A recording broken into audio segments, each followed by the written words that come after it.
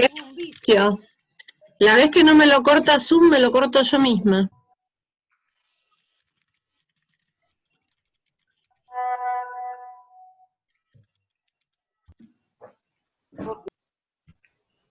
¿Se cortó, Nora?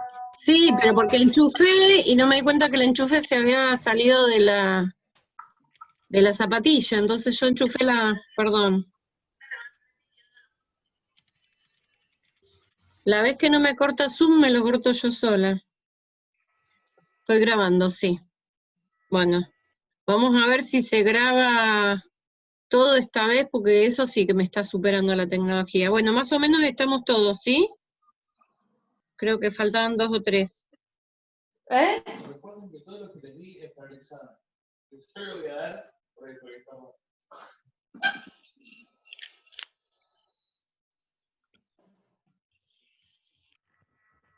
Comparto pantalla de nuevo.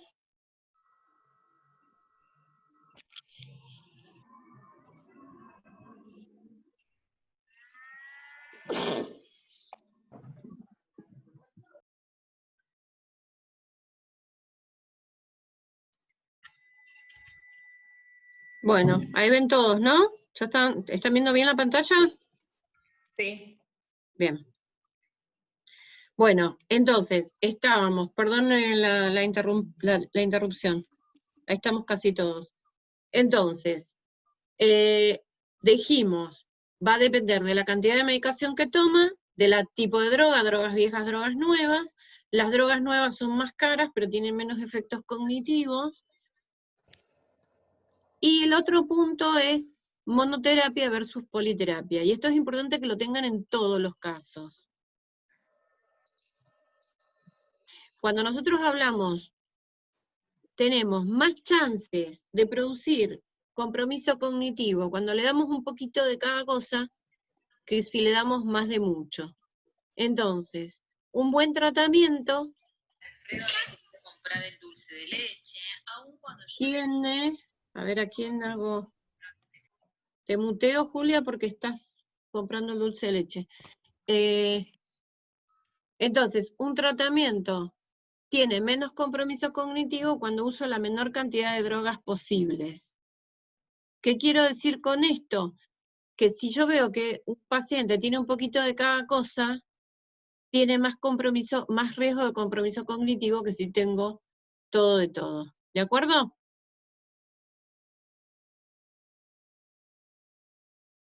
¿De acuerdo o no de acuerdo?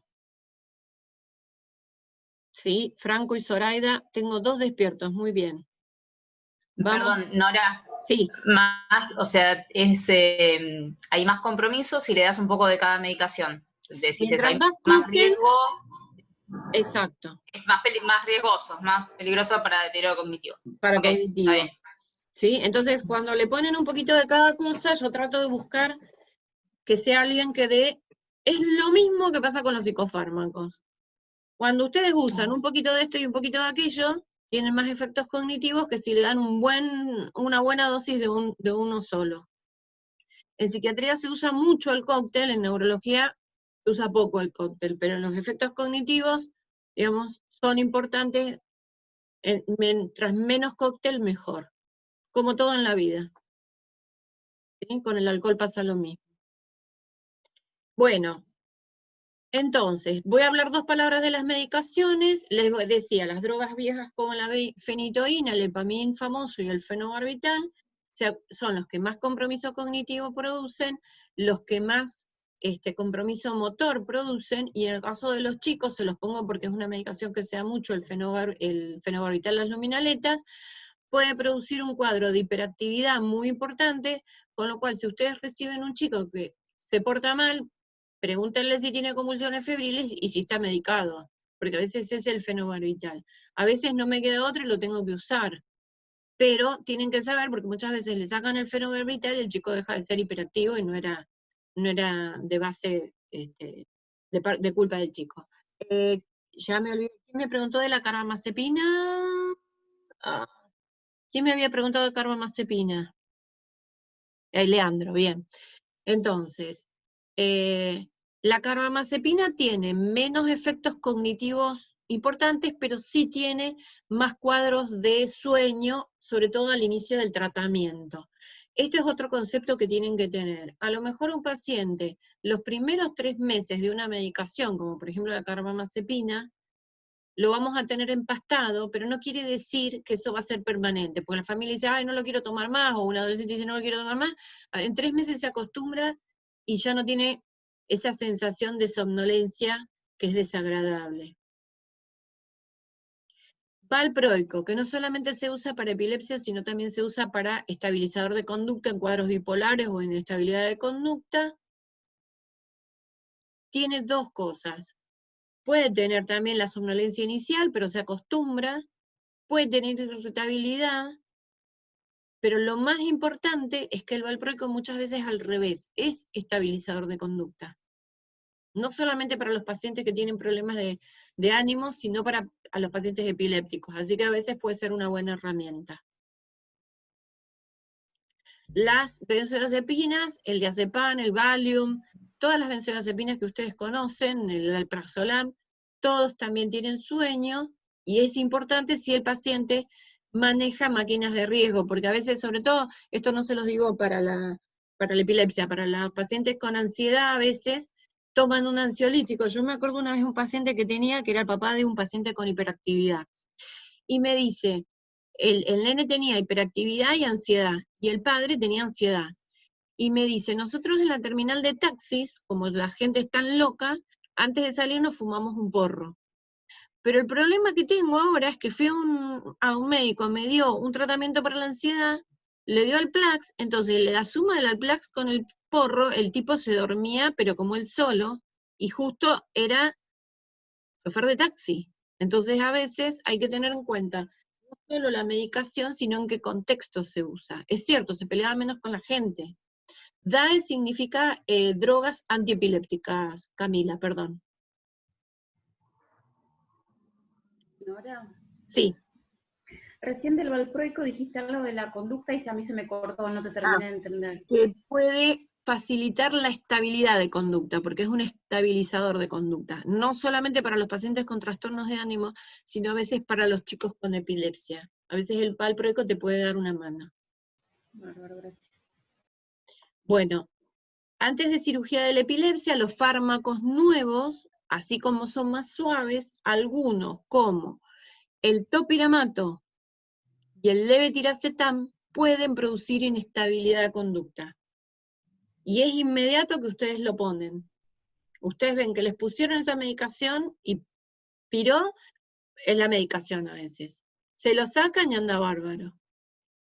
Así que, así como pueden ayudar, siempre hay que tener en cuenta que el fármaco antiepiléptico puede tener algunos, igual los neurólogos y los psiquiatras conocen esto. ¿Qué pasa? Epilepsia refractaria no respondió a 2 fármacos. Ustedes van a ver que hay muchos fármacos.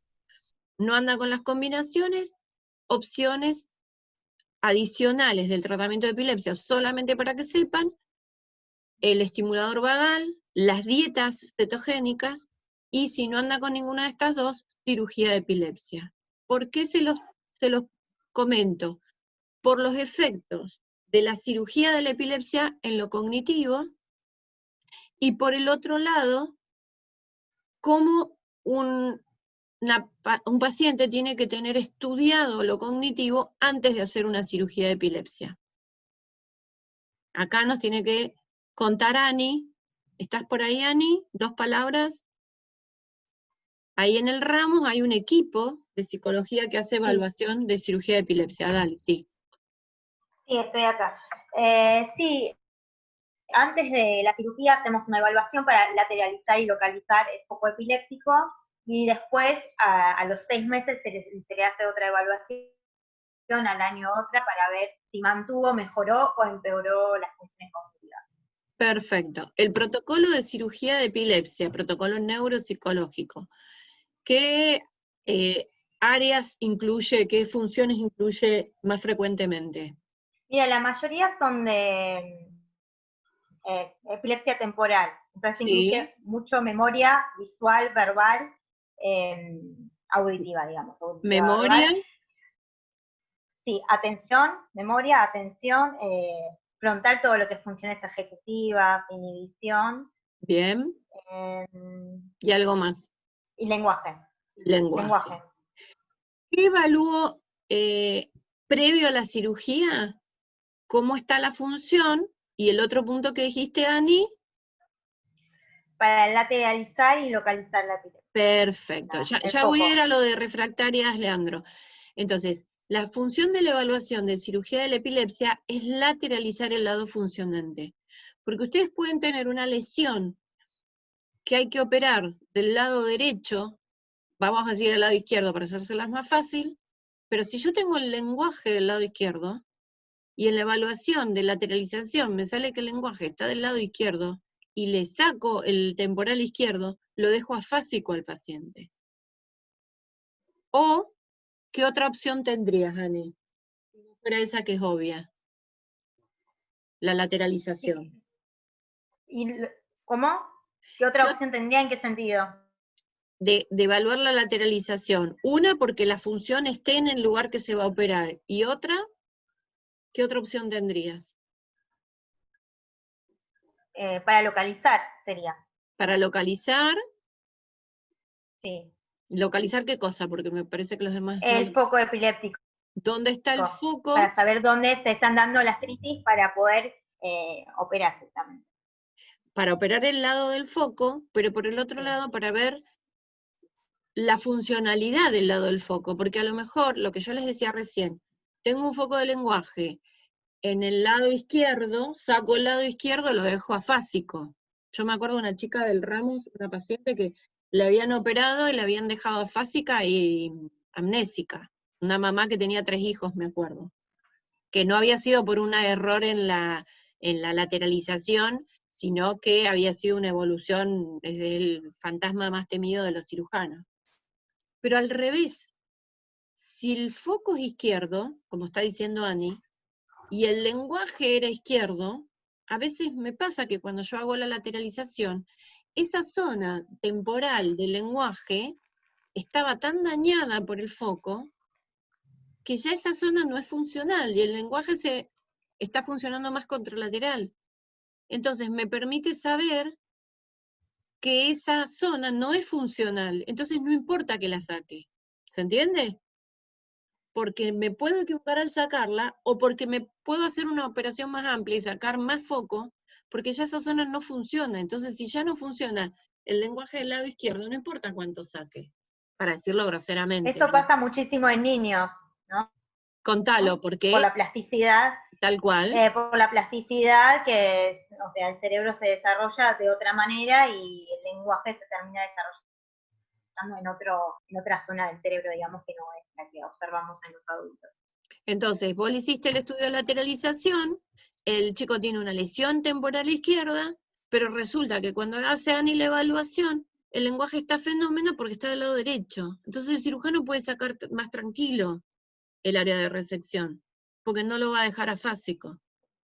Perdón, Nora, lo que hacemos quizás sirva también, es un mapeo también muchas veces cuando está justo en la zona del cerebro, que fue lo más interesante que hice en el hospital, que es participar en una neurocirugía, y durante la neurocirugía, que es con el paciente despierto, le hacemos hacer diferentes cosas, no sé, conductas o hablar, por ejemplo, o si está en la zona motora, claro, si está en la zona motora, mover el brazo o hacer algún gesto, y con eso, o sea, evitamos que se corte justamente en la cirugía alguna zona que no se tiene que tocar.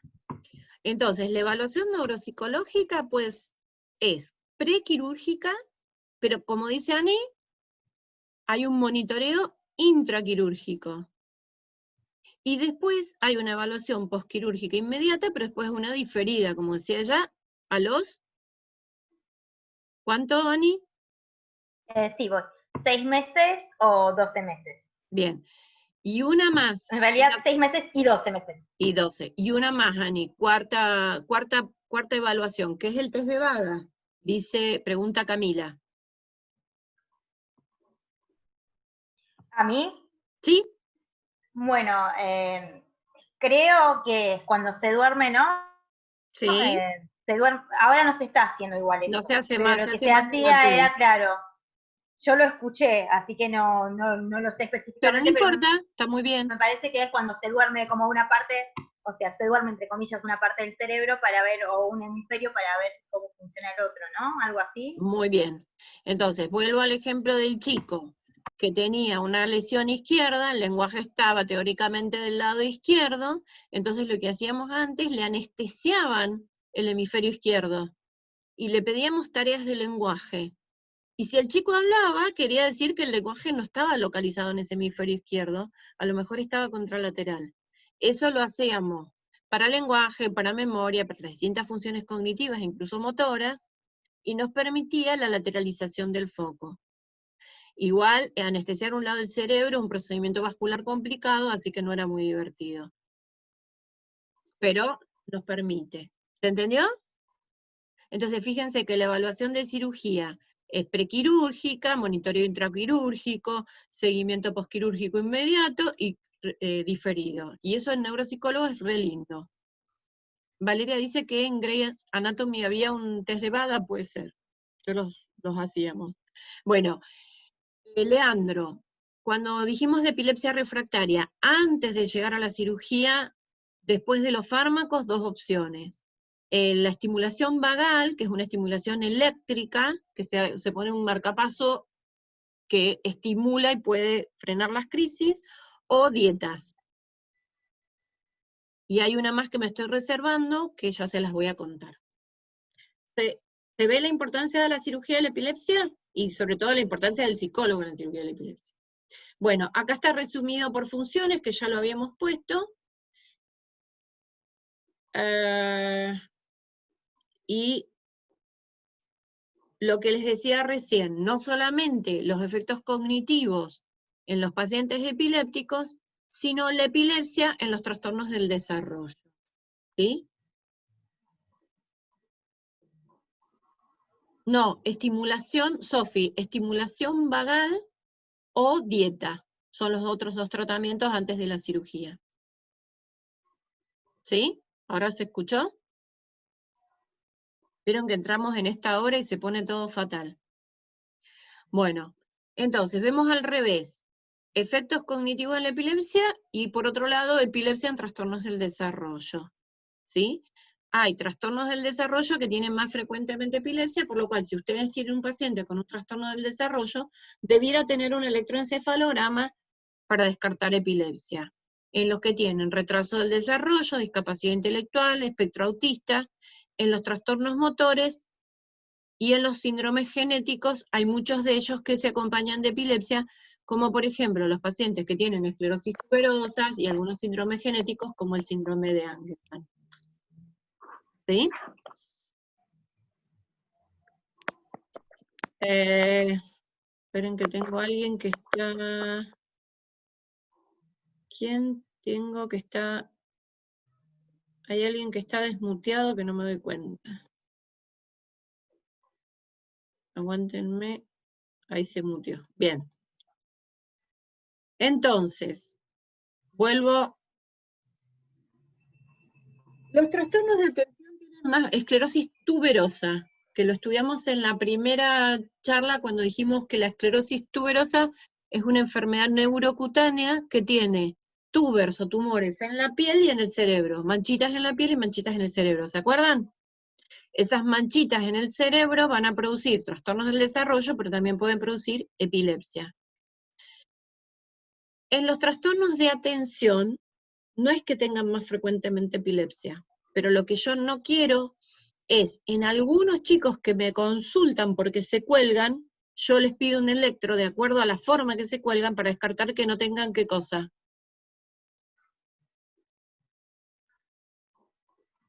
Ausencia. Ausencias, muy bien. José, Camila, Tatiana, Andrea. ¿Sí? ¿Todos los pacientes con trastornos de atención tienen que tener electro? No, no necesariamente.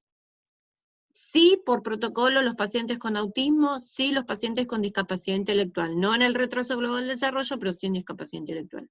Y hay algunos síndromes genéticos que sí o sí les tengo que hacer electro como los que les puse acá, por ejemplo, la esclerosis tuberosa, el síndrome de Angelman. Pero por lo menos lo que ustedes ven es que todos los trastornos del desarrollo deberían tener una consulta neurológica, para que decida el neurólogo a cuál le pide electro. Y esta es la que me guardé del tratamiento. ¿Les suena? Otro tratamiento para epilepsia, cannabis. ¿Sí? Se ha demostrado que algunas epilepsias refractarias, por ejemplo en el Dravet de Annie, o en el síndrome de West, pueden, teniendo epilepsia refractaria, usar cannabis como un fármaco más. Pero no cualquier cannabis, o lo que les dice acá a los padres, no, pero yo voy uno que me da la flor, y el otro dice, no, ¿vieron las cannabis que vienen los preparados de 4, de 5, de 6? Bueno, entonces es un paparruchado total, porque en cannabis hay que separar el cannabidiol, porque según la proporción de cannabinol o de cannabidiol, se arman fármacos que tienen efecto antiepiléptico. Como son caros, muchas veces las familias prueban cannabis y ahí tienen, por ejemplo, Mamá Cultiva. ¿Ustedes escucharon hablar de Mamá Cultiva? Que es una asociación de mamás. ¿Escucharon? Bueno, Mamá Cultiva surge a partir de niños con síndrome de Rett, de West, que estoy diciendo cualquier cosa, pero para que ustedes tengan una idea. Cuando hablamos de epilepsia refractaria, estamos hablando que no responden a 2 medicaciones. Si nosotros decimos que el 80% de los pacientes con epilepsia cura con tratamiento, es decir, que la respuesta más o menos en una epilepsia idiopática es del 80%, en epilepsia refractaria tengo una buena respuesta cuando yo digo que responde el 30%. Entonces, en algunos síndromes epilépticos, la respuesta con cannabis es de alrededor del 30%, que quiere decir que 3 pacientes de cada 10 que la toman responden. No es que es la panacea, ni mucho menos esas cosas que la gente cree. Pero bueno, si es una epilepsia refractaria y responde con la cannabis, para ese paciente es del 100%, ¿se entiende? Ahora, pacientes con epilepsia refractaria que responden a cannabis, empiezan a dejar de tener una interferencia en el cerebro, esa descarga eléctrica, como un trueno en la tormenta, en la radio. Entonces les empieza a entrar la información. Se les reduce la interferencia. ¿Qué puede pasar con lo cognitivo? Si respondieron. Mejora. Mejoran lo cognitivo. Mejora todas sus funciones. Y entonces ese paciente epiléptico con autismo, con discapacidad, se te largó a hablar. ¿La cannabis cura el autismo o mejora el lenguaje? No, mejoró la epilepsia. Pero entonces se empieza a usar la cannabis como tratamiento off-label del autismo, de la discapacidad, de la conducta y de la mar en coche. ¿Qué dicen los estudios hoy? En epilepsia refractaria la respuesta puede ser de un 30%. De hecho, la cannabis en 1800 era un fármaco antiepiléptico, pero como hoy los fármacos antiepilépticos funcionan en el 80%, la cannabis se dejó de usar. Hoy se puede usar en ese 30% que no respondió. Ahora, ¿qué dicen los trabajos de cannabis en autismo? La cannabis produce más distorsiones cognitivas, todos saben que la cannabis produce distorsiones cognitivas, pero sobre todo, o sea, tiene un mayor riesgo de brotes psicóticos en pacientes, especialmente cuando tienen características de funcionamiento no neurotípico, pero sobre todo en los pacientes con espectro autista, que son muy ansiosos, es una droga muy ansiogénica. Ustedes saben que las personas normalmente que lo usan en forma recreativa sienten que les baja la ansiedad, pero ustedes deben tener más de un amigo que empezó con ataques de pánico, usando cannabis recreativa. Si ustedes lo ven, por ejemplo, en una que está buena, que está bien contada, es en Merlí, que se pone ansioso, después hace un brote psicótico. ¿Alguno vio Merlí? Sí. El chico de Merlí, que hace una descompensación psicótica, pero lo que más hacen son episodios de ansiedad, de ataques de pánico. Y en los autistas que ya tienen una ansiedad galopante, a mí se me disparan, pero desastres tengo con cannabis. Y una cosita más, en el caso de la clozapina en psicosis refractarias, siempre estuve hablando del aceite de cannabis, Valeria, no estuve hablando de la florcita y de la cannabis de dealer, porque estoy hablando del aceite de cannabis que está depurado en el cannabidiol y el cannabinol. ¿Sí? Siempre estoy hablando del aceite depurado. Los otros son súper adictivos, porque el tetrahidrocannabidiol, que es el más adictivo, es el que se le saca el aceite. ¿Se entendió? Bueno, y una cosa que no tiene que ver con epilepsia, pero sí tiene que ver con cannabis, yo les hago esta propuesta, a ver qué les parece para junio. Federico, ¿estás por ahí? Recién estaba por ahí. Federico, ¿apareciste? Sí, estás por ahí. Aquí estoy. Bueno, ¿qué te pareció alguna respuesta con respecto al planteo que vos hiciste del trabajo de los ingleses respecto a el compromiso del desarrollo en abandono y desnutrición? ¿Qué te pareció las respuestas? Por lo que vi, no hubo muchas respuestas. Hasta donde había visto yo, había habido una o dos respuestas. Muy poquitas respuestas. Miren que son Sí, como una 40. sola, de hecho, creo. ¿Mm? Una sola creo que hubo. Una sola y otra cosa que agregué yo. Pero entonces, cerremos la discusión de Federico, que estuvo muy bien. El trabajo que cuestiona la gravedad del abandono y del compromiso cognitivo pone el extremo, pero tenemos que tener claro que el extremo no es el medio. No todos los chicos en situación de abandono tienen ese grado de falta de desarrollo neurológico. Estuvo muy bien. Y lo pusiste como un punto de discusión. Digamos, me parece que, yo sé que vos por ahí desde el CONICET tenés la costumbre de discutir, y en el medio nuestro, digamos, en el medio asistencial, la costumbre es decir, yo creo en esto, yo creo en aquello, ¿no es cierto? Me pareció muy bien la fundamentación de que no todo abandono y no todo desnutrición llega a ese nivel de compromiso cognitivo. Tenemos que saber cuál es el promedio, cuál es el extremo, y me parecía importante remarcar, volviendo a la primera clase, que cuando nosotros hablamos de compromiso ambiental, estamos hablando de un desvío estándar, con lo cual lo que yo había dicho de un desvío estándar, o sea, es poco probable que yo encuentre una discapacidad moderada solamente justificada por un abandono, es poco probable. Ahora quiero ver, fíjate si vos te animás, Federico, porque, digamos, no sé si vamos a conseguir de todo el grupo que aprendamos a leer y discutir, pero por lo menos volver a plantear para junio otra discusión. Quiero ver si te animás a leer el estudio de Dunedin y darte una opinión del estudio de Dunedin. ¿Vos lo llegaste a leer? Dale. ¿Lo llegaste a leer alguna vez? No, bueno, no. Está No, todo no conozco mucho del tema en general.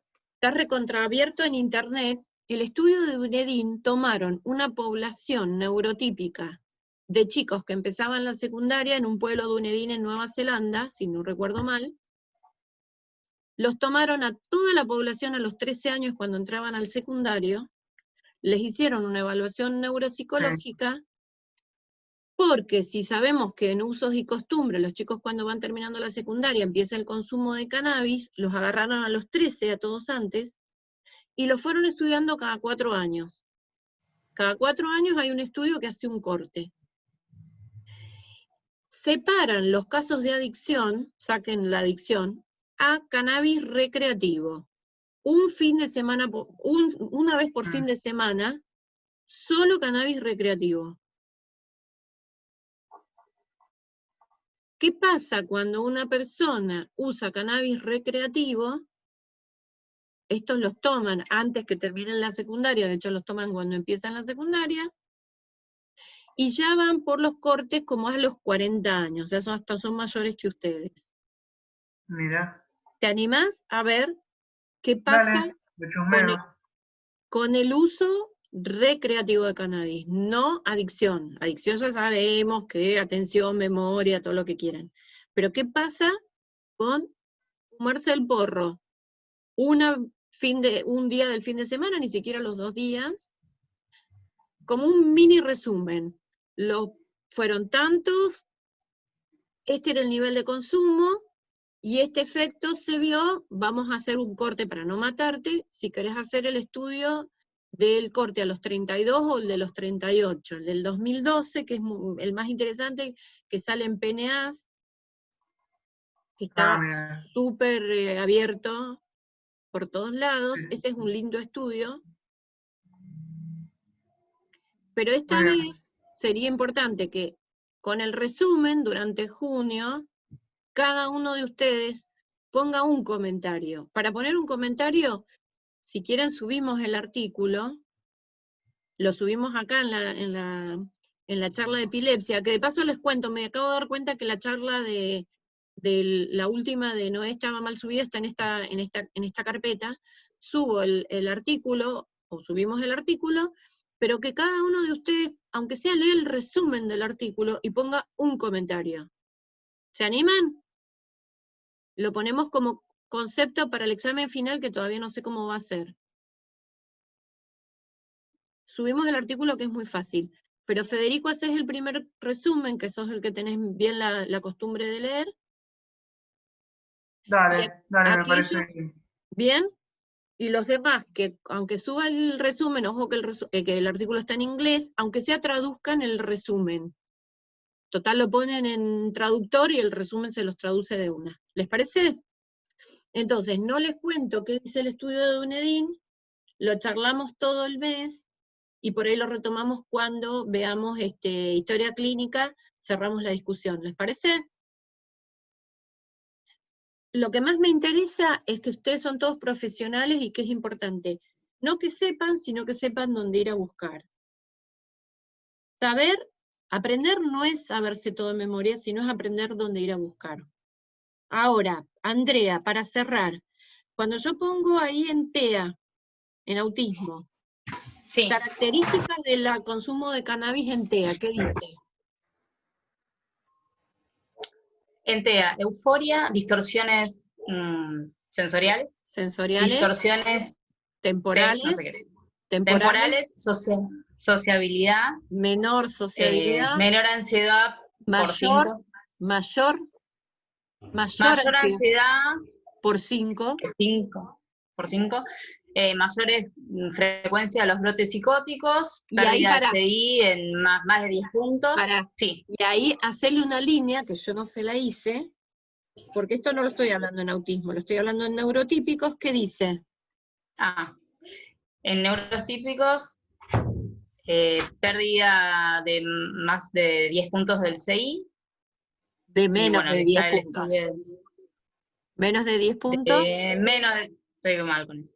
Menos de 10 puntos del CI, y bueno, después el estudio de Dunedin. Bueno, entonces, en neurotípicos, esto que está acá, es el estudio de Dunedin. Pero igual Federico lo va a comentar. ¿Sí? Gracias. Vamos terminando. Quiero creer. Paso rápido. Hay distintos tipos de perfiles neuropsicológicos, no solamente está el adulto viscoso, sino el perfil que decía Ani, del adulto con epilepsia temporal, con compromiso de lenguaje y memoria, el perfil de las crisis generalizadas, que es el adulto lento, o el que tiene una epilepsia generalizada con compromiso cognitivo, lento, digamos viscoso, y el perfil Dice ejecutivo, de resoluciones de problemas, que es el epiléptico más frontal. ¿Se entiende? Uno puede encontrar perfiles a los distintos síndromes. La evaluación, ya lo dijimos, me va a permitir ver las funciones, la localización, como dijo Ani, del foco epiléptico, el riesgo de secuelas y cómo quedó posquirúrgico. En los chicos, y acá me quiero detener un segundo, me va a permitir la evaluación ver cuánto del bajo rendimiento depende de la epilepsia y cuánto de lo que le pasa en el ambiente. Los motivos de consulta generalmente son el fracaso escolar, los problemas de atención, los problemas de memoria. Y no solamente durante la epilepsia, sino en aquel chico que ya teóricamente curó su epilepsia, no tuvo más crisis, se considera esto después de 2 años sin crisis y con electros normales. Me quedó colgada la pregunta anterior, Valeria, sí, son más los efectos negativos por ahora que los positivos en cannabis. Bueno, vuelvo, entonces la evaluación nos permite ver todo esto, con lo cual ustedes que tienen un paciente que además del tratamiento que están haciendo tiene una epilepsia, es importante que tengan una evaluación para saber cuánto es de la epilepsia y cuánto es de otras cosas. Y para terminar, lo que estábamos hablando de la lengua que se te enrulaba. Ay, se me fue el nombre. Que se te enrulaba la lengua cuando tuviste la convulsión. ¡Ah! Sí, a mí, Sofía. Sofi. Entonces, ¿qué tenemos que saber si estamos en la calle y alguien tiene una convulsión? Tenemos que saber que hay una sensación de muerte, pero que la gente no se muere, pero que tenemos que dejarle el espacio para que respire y que no se lastime. Para eso hay que tratar de ponerle la cabeza de lado, porque si le da ganas de vomitar, que no se aspire con el vómito. Sacarle los anteojos o lo que tenga que lo pueda lastimar, aflojarle la ropa si tiene algo apretado, el cinturón. No hay que ponerle, como dijiste, Sofi, los dedos en la boca, ni cucharas ni objetos, porque lo vamos a lastimar, le vamos a lastimar los dientes, y además le vamos a obstruir la entrada del aire, y ni hablar si es un niño. Los dedos del adulto dentro de la boca del niño es un tapón. No se puede dar medicamentos durante la crisis, porque justamente el paciente no puede tragar y se puede aspirar. Como el cerebro tuvo una descarga eléctrica, puede quedar cansado, así que es normal que tenga sueño, no hace falta despertarlo cada 5 minutos, como suele decir la gente. Y si estamos en la escuela, en el contexto de la escuela, y tiene una ausencia, acuérdense que quedó tildado, el cerebro no grabó, hay que tranquilizarlo y repetirlo de nuevo, como cuando a mí se me corta el Zoom. ¿Se entendió?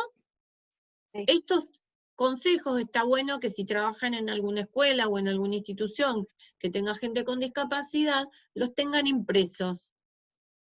Porque la gente tiene como mucho miedo que se le muera el chico durante la crisis, y en realidad lo único que tenemos que saber es mantener la vía aérea, no darle medicación, tenerlo de lado hasta que llegue la ambulancia.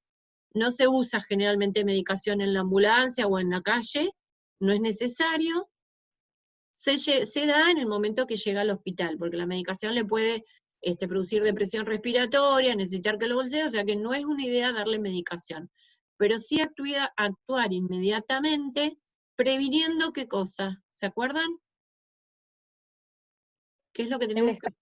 Muy bien, Valeria. Bien, el estatus epiléptico. Porque lo más importante es el tratamiento temprano y evitar que eso se nos incendie. ¿De acuerdo? Sí. ¿Cuánto tiempo puede durar, Zoraida, una crisis? Puede durar más de 30 minutos si tiene un estatus.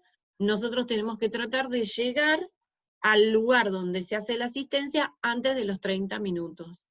Con lo cual, si yo tengo una familia que tiene un chico con epilepsia, le trato de decir que se vaya de vacaciones no solo a un camping en el medio del lago Mascardi, sino que pueda estar cerca de un centro de salud. No que se lleve un tubo de oxígeno, porque no hace falta, pero sí que pueda estar cerca de un centro de salud para prevenir el estatus epiléptico. No se nos va a morir ahogado, pero sí va a producir deterioro cognitivo. Muchas veces las personas, sobre todo en los chicos, los que mueren en epilepsia son aquellos que se ahogan, con lo cual no los tenemos que dejar solos en la pileta. No es que los tenemos que inmovilizar y no dejarlos tener una vida, pero si los mandamos a una colonia, tiene que ser una colonia con profesor. Igual, si ustedes los mandan a un chico en una colonia sin profesor, no existe. Y en los adultos, evitar las situaciones de riesgo. Carreras de motos, manejo de grúas, aviadores, y sobre todo tener claro la frecuencia de crisis, el control de las crisis en los carnets de conducir. Si ustedes le mandan a un epiléptico que declare en el carnet de conducir que es epiléptico, no se lo dan. ¿Sí? ¿Alguien preguntaba algo? No, que se cortó justo. En un paciente epiléptico, si lo mandan a sacar el carnet de conducir, generalmente no se lo dan, entonces muchas veces la gente oculta eso. Y lo importante, como decís Raquel, si es epiléptico, toma la medicación y tiene una crisis breve, bien, eso, no es necesario llamar a la ambulancia. Si la crisis dura más de 5 minutos, sí, ¿para qué? ¿Para prevenir qué, Raquel?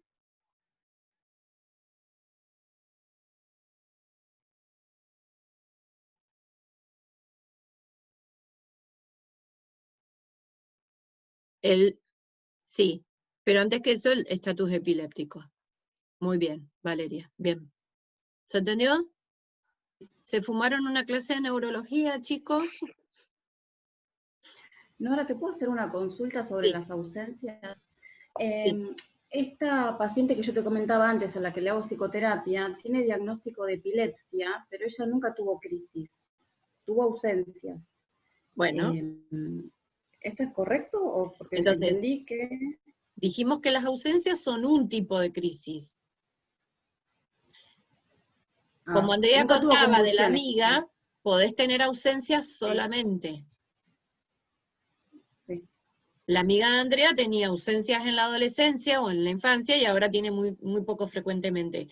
La epilepsia con ausencias es un tipo de epilepsia, o sea, eso es correcto. Ahora, si no tiene más ausencias, por más de 2 años, a los 5 años se le suspende la medicación y no necesariamente tiene más epilepsia, puede curar la epilepsia. Ok, está bien. ¿Esa era la duda? No, en realidad lo que no tuvo ella nunca son convulsiones. Pero las ausencias son convulsiones. Ok. Claro, pasa que conocemos las convulsiones tónico-clónicas, que son las que la persona se cae al piso y se sacude, y no son las... Tal cual. Por eso hablamos de tipos de crisis, y no todos los pacientes tienen que tener una crisis tónico-clónica generalizada y saltar en el piso. Pueden tener ausencias, pueden tener crisis sensoriales, pueden percibir olores, pueden tener, escuchar sonidos o ver bichitos. Esas son pequeñas crisis. No necesitas que se generalice, que tenga una crisis tónico-clónica generalizada para que sea una epilepsia. Podés tener distintos tipos de crisis. ¿Se entendió? Perfecto. Sí, Cuando tienen... Perdón. Te quería hacer otra consulta, y es si las ausencias aún pueden llegar a aumentar su frecuencia por estrés o por cuestiones anímicas. Eso dijimos, no. Okay. Las cuestiones emocionales no aumentan el cortocircuito del cable de la plancha. Lo que sí te puede pasar es que las ausencias, o las convulsiones en general, pero las ausencias aumenten por hiperventilación, ¿sí? Porque respire agitado. Y una cosa que no les dije, además de los tóxicos, es la deprivación de sueño, que es importante que se lo lleven. Si ustedes tienen un chico epiléptico y se fue de gira a la noche, salió del boliche a bailar y al otro día se va con los amigos a jugar un partido de fútbol a la salida del boliche, y lo tienen deprivado toda la noche de sueño, eso puede desencadenar las crisis. Las crisis se pueden desencadenar por luces, por hiperventilación, o por la lectura de esto que les dije raramente, pero sobre todo por la deprivación de sueño. Con lo cual, las personas cuando van a hacer un electroencefalograma, se les pide que no duerman la noche anterior, para incrementar la posibilidad de encontrar las descargas. En las crisis sensoriales, ¿cómo se ve la persona? ¿Como que se quedó colgada? En las crisis de ausencia, la persona se ve que se quedó No, colgada. ¿y las sensoriales? Sensoriales puede ser que la persona escuche un zumbido, que vea que las cosas se acercan, se alejan, o sea, tenga fenómenos visuales, fenómenos auditivos, pero son Pero sigue fenómenos consciente. simples. Pero te puede decir, estoy viendo tal cosa. Sí, los Ah. chicos te dicen, yo veía arañitas, como los borrachos, ¿viste? Sí, te dicen. Sí. Yo veía lucecitas y mi mamá no me hacía caso, me decía que tenía una, ¿cómo se dice? Una basurita en el ojo. No, veían lucecitas. Y veían lucecitas, y un día se mandan una crisis generalizada, y cuando uno mira hay una descarga occipital en la zona de la visión. Pero veían lucecitas, y como decías, no sombras y alguien que les hablaba, no todo el fenómeno psicótico complejo, entonces eran fenómenos visuales simples, fenómenos auditivos simples, fenómenos olfatorios simples. ¿Se entiende? Es como mucho más simple porque es la descarga en una zona puntual, no estructura el tipo que viene, te va a matar y entonces vos le pegas una cuchillada, no son tan complejos los fenómenos. Vieron que siempre en los juicios dicen que tenía epilepsia temporal y que por eso actuó agresivamente y qué sé yo, porque configuró una defensa. Además, muchas veces, Nora, me parece que también la gente se da cuenta cuando tienen epilepsia, se dan cuenta que están teniendo una visión y no lo toman como una realidad como pasa en la psicosis, que piensan que está pasando el hecho. ¿No? Esas percepciones que se llaman auras, hay una película de, ¿cómo se llama este? El de, no me sale, el actor este que ganó, de Darín, que se llama El Aura.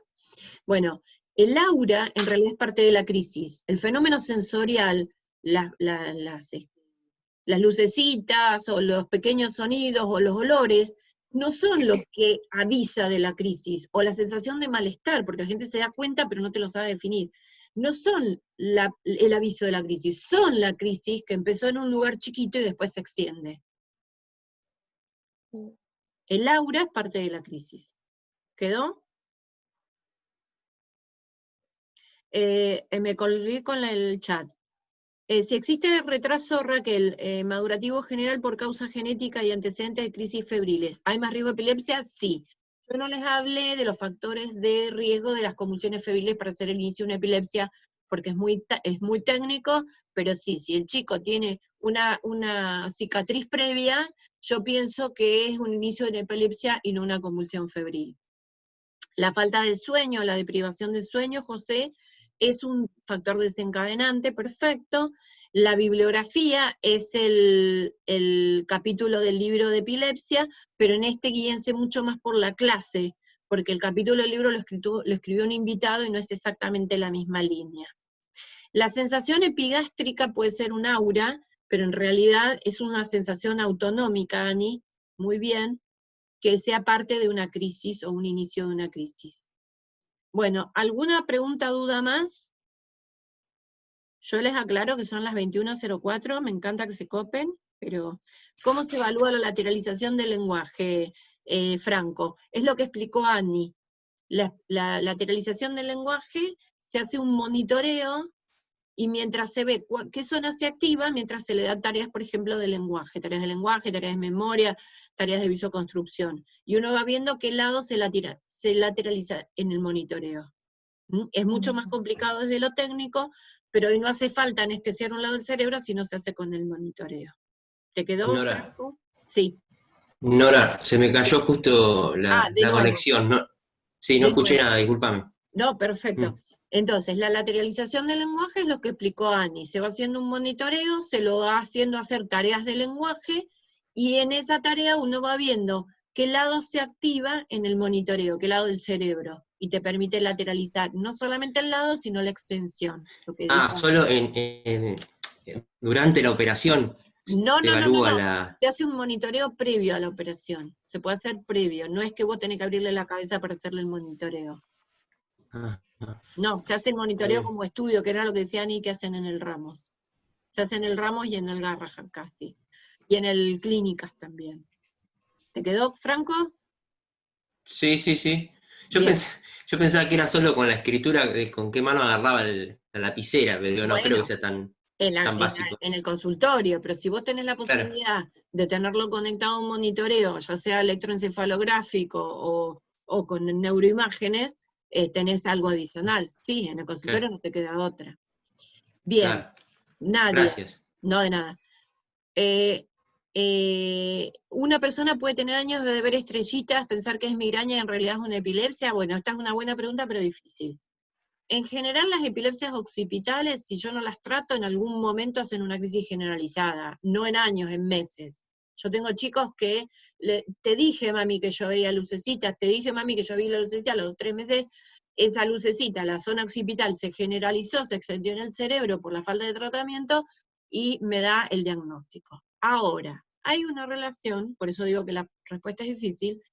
Algunas migrañas, que también salen de lo vascular occipital, tienen alguna relación con mayor frecuencia de epilepsia occipital. Y eso es todo un tema de discusión.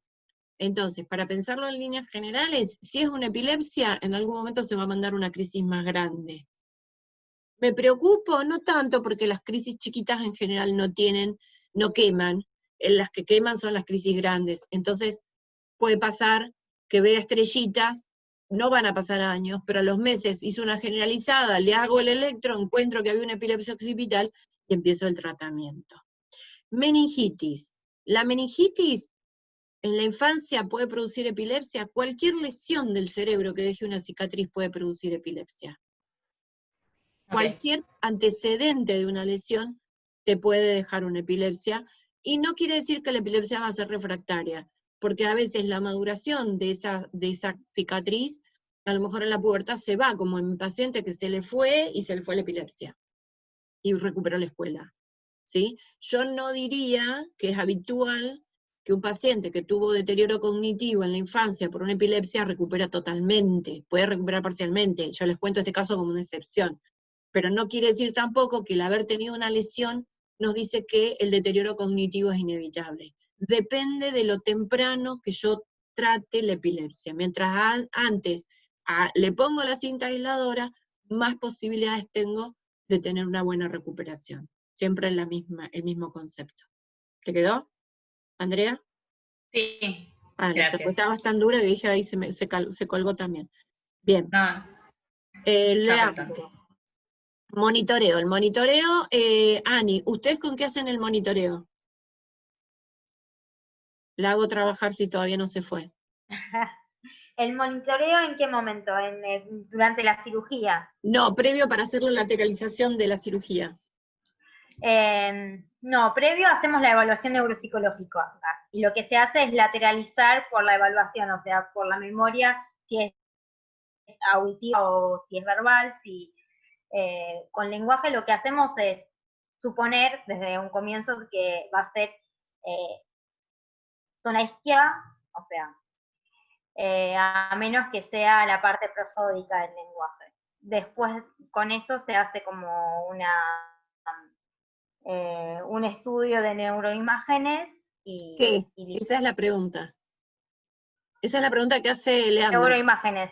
¿Qué es neuroimágenes? ¿Qué neuroimágenes? Hacen resonancia. Resonancia funcional. Se puede hacer resonancia funcional y lo más habitual es hacer SPECT, que es una tomografía por emisión de electrones, pero generalmente hoy se hace más la resonancia funcional que el SPECT, porque no hay tantos lugares que tengan SPECT. Depende del tipo de epilepsia. ¿Te quedó contestado, Leandro? Se durmió, Leandro, sí. Bien. Bien. ¿Alguna pregunta más? Les cuento a los que se sienten defraudados que nos pasamos de hora, no es lo habitual, pero les cuento que es uno de los temas que nunca vuelven a ver así a nivel de formación sistemática, que después lo tienen que ir a estudiar ustedes y es un garrón, así que creo que si les fue útil, valió la pena. Bueno. Nora, habías dicho, tal vez me confundo, al principio que tenías casos, no para ver ahora. No, fíjense en la página, esperen, les voy a compartir un segundo en la página, que es la página no la de que tenemos ahora del campus, y me costaría mucho subirlo al campus, pero tómenlo como si fuera un link. Esperen, anótenlo. sites.google.com/site/NPS infantil.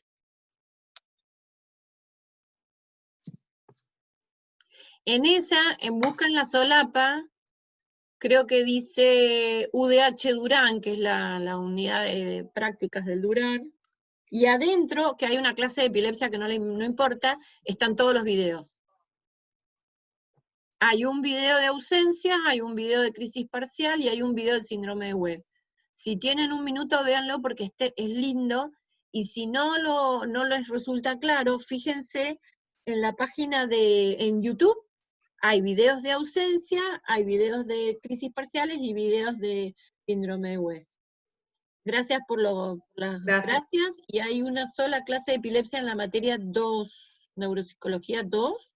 No, acá, es la única clase de neuropsicología infantil.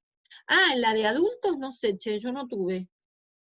Yo nunca tuve neuropsicología de la epilepsia en la carrera de neuropsicología. Esta era la única clase que yo conozco. Sí, yo cuando cursé neuropsicología 2, me acuerdo que tuvimos, pero era solamente una clase. Bueno, está bien, pero está bien. Claro, sí, se vio, digamos, en ese momento, y que también habían dado ejemplos con videos y demás. Y elementos de neurología. En elementos de neurología se habla de epilepsia, pero no se habla de efectos cognitivos de la epilepsia. Sí. Era una doctora, pero no recuerdo el nombre porque solamente la vi en esa clase nada más, después no la tuve. Sí, porque en general esta clase la dan epileptólogos. Yo vengo de la epilepsia, en realidad soy un engendro. En el Garrahan hacíamos epilepsia a morir, es como en el Ramos Ani, que salí, entonces me pareció importante mantener este tema, porque es un tema que todos usan, y que les queden por lo menos las definiciones, ¿sí? Y después lo otro que te quería comentar es que en el Hospital Central de San Isidro también realizan la cirugía de epilepsia, sí, y las evaluaciones pre y postquirúrgicas con Daniela, que es la licenciada, es fonoaudióloga, y ella es la encargada, digamos, de realizar eso. Sí, Ramos Clínicas, Fleni, el de San Isidro, Garrahan. Y el Hospital del Cruce. Y en el cruce, con el equipo. En el cruce, perfecto. ¿Quién está en el cruce? Es el mismo equipo. Ani está con el mismo equipo. Porque ahí está Walter, no, Walter es el de niños, está... Silvia Cochen. Silvia, está sí, el equipo de Silvia, claro, el mismo equipo, sí. ¿Quién está del equipo de Silvia en el cruce? Está Patricia Solí. Patricia. Sí, estoy yo. Está una compañera mía, Ivana Milena. Después están las neurólogas. ¿Quién? Gigante, para que me acuerdo de Brenda Gigante. Sí, Gigante. Y Silvia Odo. Y Godó, listo, Silvia. Odo. Los dos. Odo, sí, Silvia, sí. Sí. Bien. En el cruce también. Bueno, y en el interior hay varios, que ustedes no están en el interior, pero en el interior hay varios centros, en Rosario, en Salta, hay varios centros. En Mendoza. Bueno, espero que les haya sido útil. Ahí Janina copió la página, muy bien, gracias. Y nos vemos. ¿Sí? ¿Entramos siempre con el link de esta entonces? Ahora de esto igual que el de Laura. ¿Ustedes están cursando con Laura? Es el mismo link de evaluación, es el mismo. Ahora quedamos con este porque es de la facultad. Pagaron Zoom, milagrosamente.